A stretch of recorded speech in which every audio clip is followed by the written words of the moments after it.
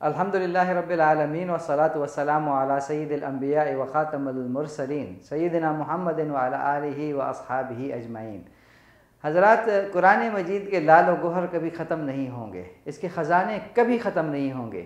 قیامت تک آنے والے لوگ اس کتاب عزیز سے لال و گوہر چنتے رہیں گے اور اس سے مستفید ہوتے رہیں گے۔ آج تک سینکڑوں تفاسیر لکھی جا چکی ہیں۔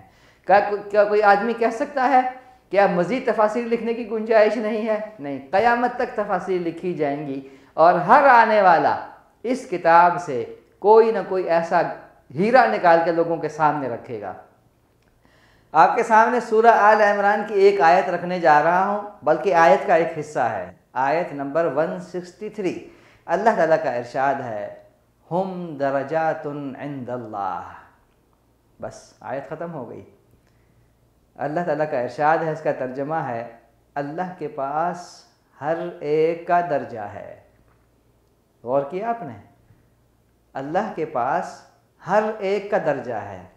کیا مطلب ہے اس کا؟ اس کا مطلب یہ ہے کہ میرا، آپ کا، ہم میں سے ہر ایک کا، اس کا، اس کا، ہر ایک کا ایک درجہ ہے اللہ کے پاس۔ لیکن غور کرنے کا جو پہلو ہے وہ یہ ہے، کیا کبھی میں نے، آپ نے، اس نے، اس نے اور ہم سب نے اس بات پر کبھی غور کیا ہے، کبھی تنہائی میں، کہ اللہ کے پاس میرا کیا درجہ ہے؟ دنیا کے سامنے میں اپنا درجہ بلند کرنے کی پوری کوشش کرتا ہوں، میں لوگوں کو دھوکہ دے سکتا ہوں، لوگوں کی آنکھوں میں دھول جھونک سکتا ہوں، اپنی حقیقت سے غیر صورت لوگوں کو دکھا سکتا ہوں۔ کیا اللہ کے ساتھ بھی میں ایسا کر سکتا ہوں؟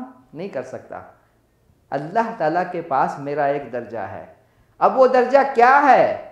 اچھوں میں ہے، بروں میں ہے، کتنا ہے، کس حقیقت میں ہے، میرا نام کس خانے میں لکھا ہے، میری کیا ساکھ ہے، میری کیا وہاں پر پہچان ہے، اللہ کو معلوم ہے، کسی کو نہیں معلوم۔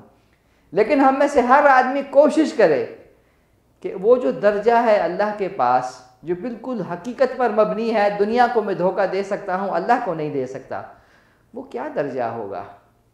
اللہ کے پاس میرا نام کس انداز سے ہوگا؟ اللہ کے پاس میری پہچان کیا ہوگی؟ ہم درجات عند اللہ۔